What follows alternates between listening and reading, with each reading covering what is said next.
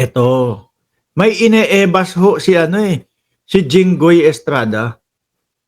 May ineebas, may sinasabi, hindi daw po karapat-dapat o si General Torre daw po ay not a good choice, mga bossing, para maging PNP chief. Ayan. Si Senator Jinggoy naman. Pag tinanong mo yung taong bayan, sasabihin diyan sa iyo hindi ka naman din hindi ka naman din karapat dapat na daw diyan sa Senado, sabi ng taong bayan. Ano? Senator Estrada Torre, not a good choice as next PNP chief. Oh, bakit naman ho, sir? Kasi meron siyang sinabi dito For me, that is not a good choice. Ngayon lang tayo magkakaroon ng napaka-aroganteng chief PNP. Ha? Saan? Kailan? Bakit?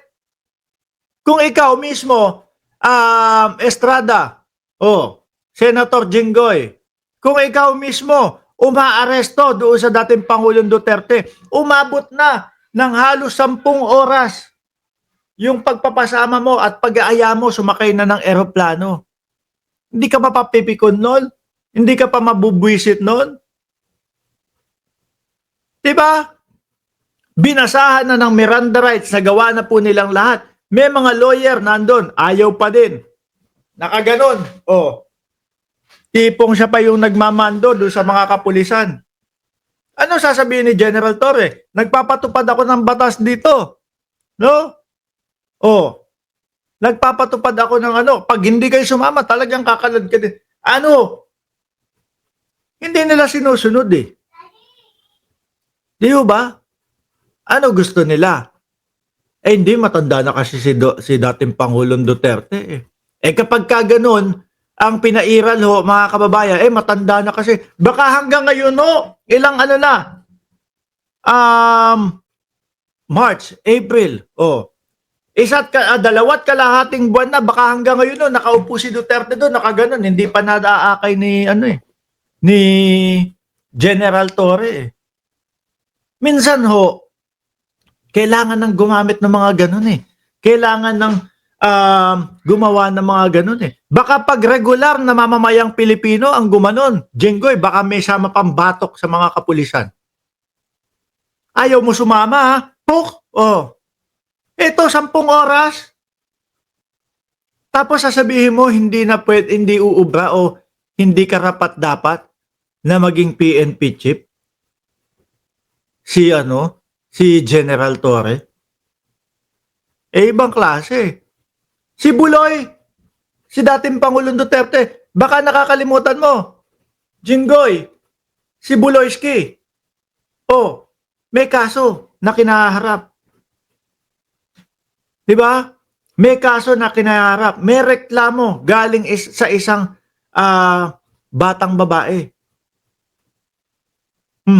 Pinagtiyagaan ni Torre na mahuli. Ginawa ang lahat ng paraan para makuha. May tibay ng loob. May lakas ng loob.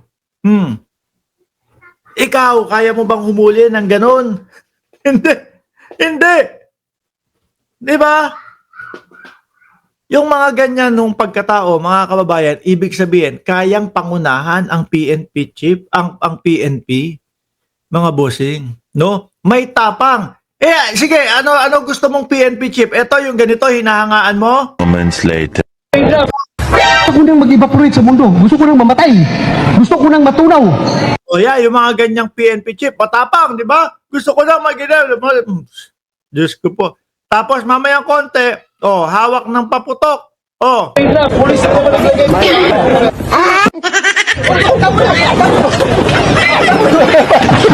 Ayan, ganyan, yung gusto mong PNP chief. Paputok pa lang, tumatakbo na. Diyos ko, eto, minsan tayong magkaroon ng PNP chief ng may paninindigan. Nang may tapang. Tapos kontra ka pa? Diba? For me, that is not a good choice. Ngayon lang tayo magkakaroon ng napaka-aroganteng chief PNP. The lawmaker questioned Torres' achievement, citing his role in the arrest of former President Rodrigo Duterte and fugitive. Ay naku, porket po ba mayaman sila? Porket po ba naging dating Pangulo? Kailangan tayo ang sumunod sa kanila. Mali naman ho yata yun, sir. No?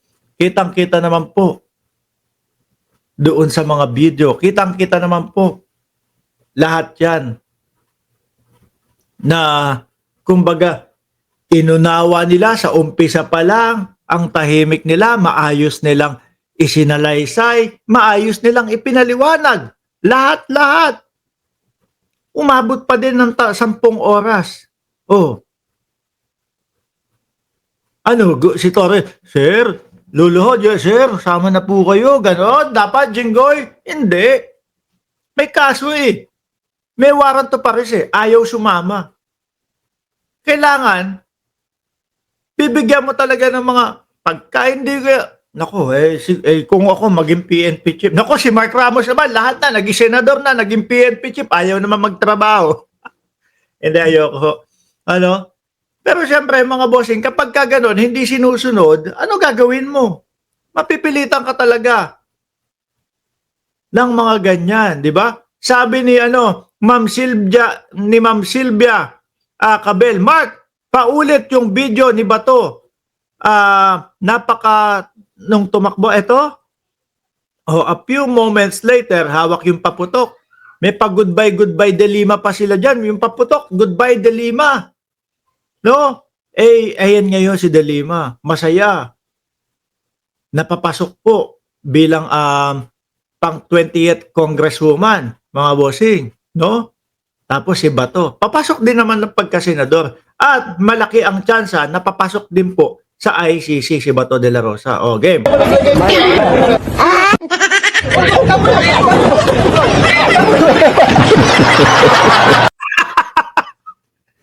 Yaan ang PNP chief nyo. Ayaw ngang humarap Di ba? Iniimbitahan sa Kongreso, iniimbitahan sa Kongreso para ipaliwanag. Ayaw humarap. Natatakot kung ano-ano ang sinasabing alibay. Marinig lang, andyan na ang ICC. Ayun, magpapatay na ng cellphone. Sasamahan daw.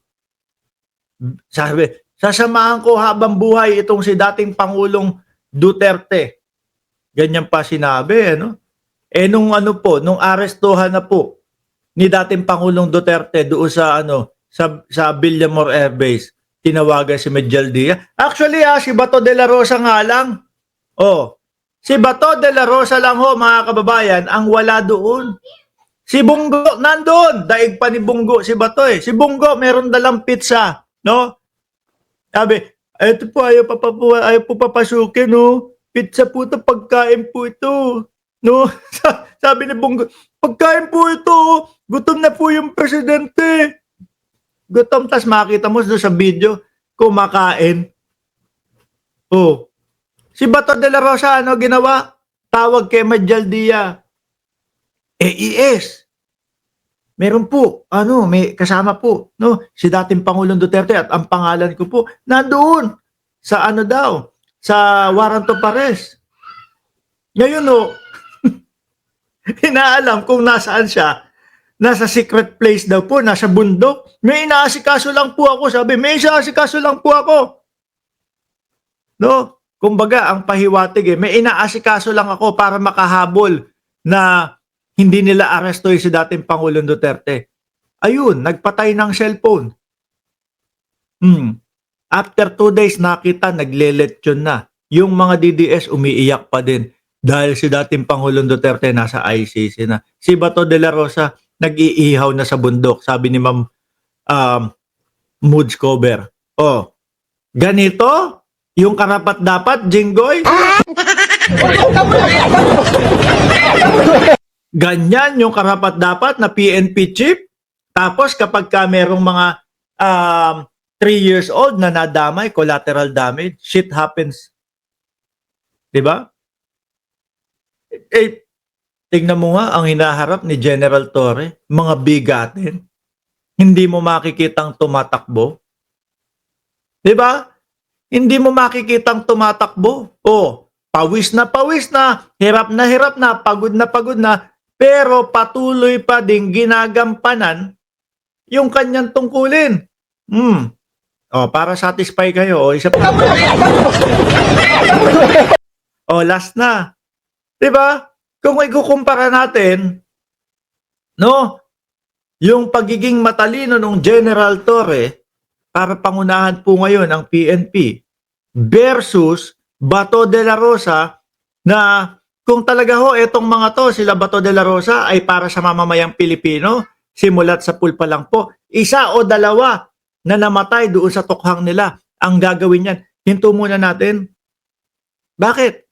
Kasi merong mga inosenteng nadadamay. Hinto muna natin, no? No, ayusin nating maigi.